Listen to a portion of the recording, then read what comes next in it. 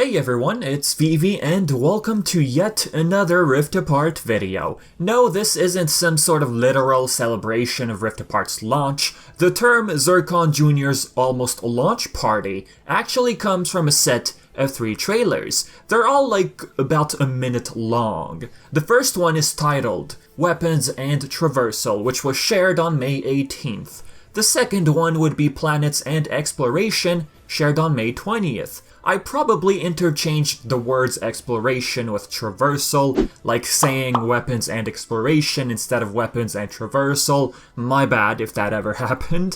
Third trailer, and the last one of the bunch, is titled Story Overview. If you watched my past couple of videos regarding Rift Apart, I've shown snippets of the first 2 trailers, be it Weapons or Planets. The one I haven't referenced yet would be the third one, the Story Overview. What this trailer goes over, well, the idea of alternate dimensions, chaos affecting all life, pocket dimensions appearing, and from the looks of things here, this appears to have elements of Torrent 4. And right there, if we zoom in, we notice a Speedle nest. Reminder, a Speedle is one of the mountable creatures we can ride in Rift Apart. Right when an evil emperor is mentioned, there's our sequel to Ratchet smacking Nefarious. Nefarious is probably in Dreamland. We'll probably explore his dreams, I'm just kidding.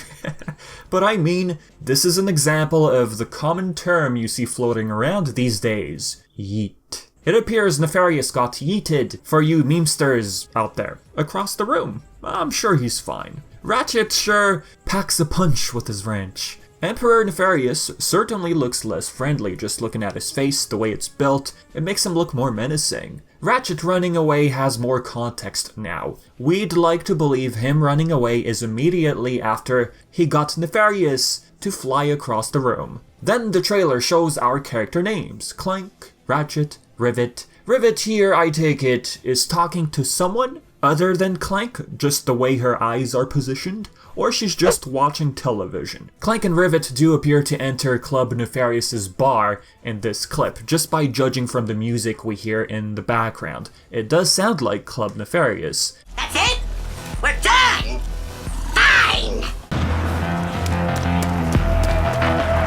Now we wonder, did Clank also break his legs? Clank could have simply used, say, his helipack to get up on the bar. But you know, Rivet probably did Clank a nice favor. No need to have Clank exert himself, right? Let's just carry Clank on the bar because he deserves it. In the back, that's an all-for-one Easter egg. Pretty cool, if you ask me. I love the fact there's a sheep sitting at the bar. Imagine this being an alternate Drek, just for the fun of it. They went with the idea of the 2016 game, probably. I think if newcomers see this sheep, they might automatically think of Drek. Perhaps this was intentional on IG's part. IG is short for Insomnia Games. Looking at the back, we see a group, maybe space pirates? It's always cool to see more laid-back versions of enemies we know, if that's the case right here, of course. Another example, you know, the idea of more laid-back versions of characters, would be this unknown, mysterious character appearing in Clank Puzzles, who looks to be, by the way, a goon species. I think this character serves as our guide, at least the first time we enter these Clank Puzzles. Come to think of it, he does look a bit familiar, yeah.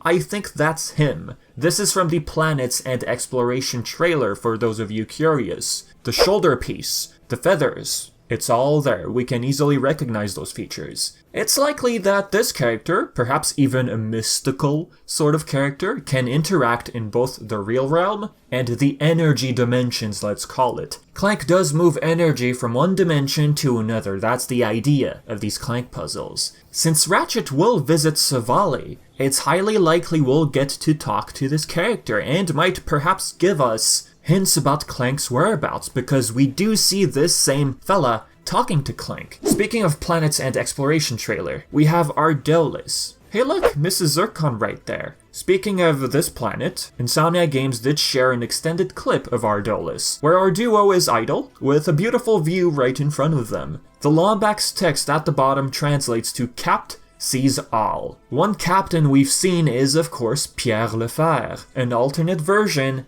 of Rusty Pete. Weirdly enough, Ratchet and Clank, what they say in this clip is weird. Unless it's just audio they copy-pasted from the clip of us riding that dragon creature in Nefarious City. Probably just for the sake of this clip, they just used that audio. Clank says, "Where are we?" Ratchet replies, "Beats me." Where are we? Beats me. Where are we? Beats me.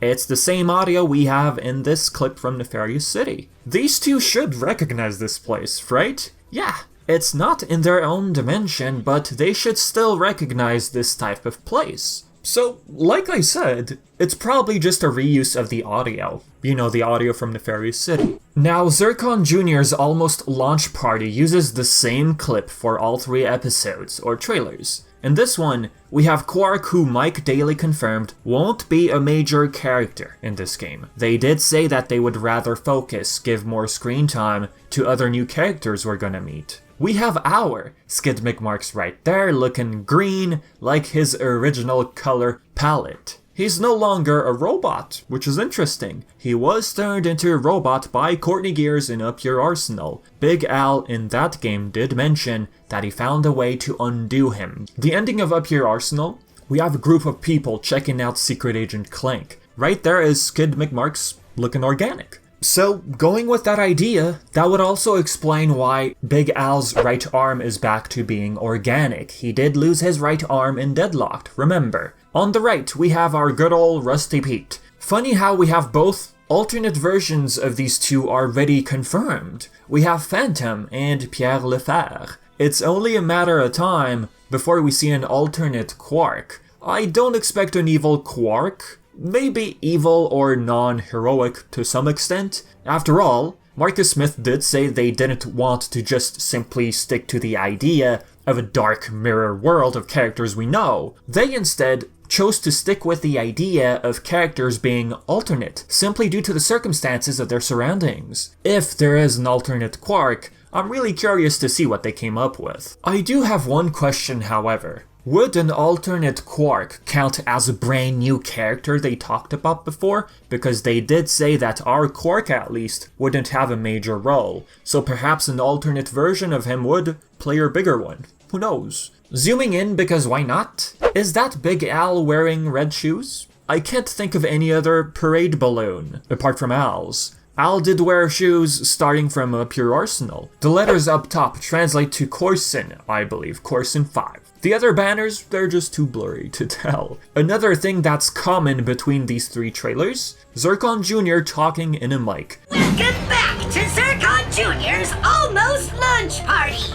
It appears to be the same exact clip being used over and over. I'm starting to believe Zurkon Jr. is our host during the arena battles. If he is, he's using the same mic as Clank in the beginning of Megalopolis, the one that has the Polaris News Update logo from our dimension. The logo, if you didn't know, originates from Into the Nexus. Now listening to Zurkon's voice, Zurkon Jr. in this case, that voice of his, the first thing that came to mind is Moxie, from the indie adult cartoon called Hell of a Boss. If not that, then of course Billy from Billy and Mandy. The voice we hear is Richard Stephen Horwitz. Last 2 things I want to mention in relation to this video. These small clips we have of a ship hovering over a planet, I don't think it's load screens? You know those original load screens we had in the past games? Rift Apart already convinces us that there's barely any load times, right? So just for the sake to immerse the player and make it feel more natural, the team probably thought, hey, let's implement a little small scene like this. Look, if it's really simply aimed for load times, it's probably gonna be like less than 5 seconds. We also get confirmation of what Skartsu debris field actually looks like. The Weapons and Traversal trailer has a clip with a Zurkon logo.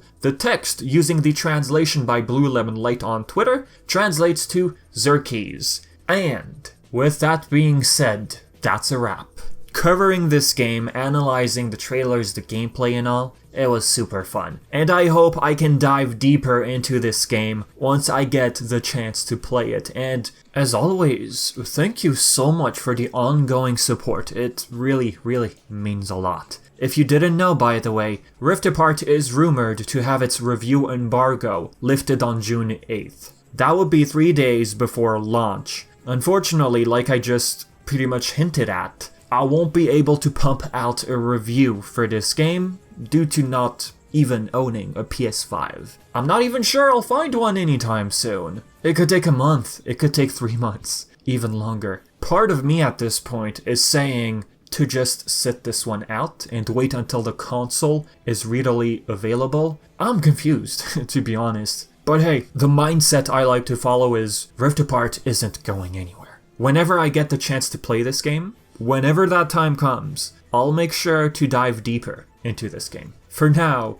I do face one challenge. Since I make videos, I'm on YouTube all the time, avoiding spoilers for me personally will be very difficult, especially considering the time it'll take to find a PS5, if it even takes that long. I think I'll have to make the sacrifice and spoil myself. If I do spoil myself, don't worry, I will not be talking about it. I will be keeping that stuff to myself. I don't want to spoil any of you with the story, don't worry about that. Yeah, it does kinda suck. For me, it ruins the authentic feel of playing this game for the first time. Not to mention, we haven't had a big upcoming Ratchet Clank game like this since 2009's A Crack in Time. So for those of you who own a PlayStation 5 and are planning on getting their hands on this game, enjoy it, play it, embrace it, have fun with it. Alright?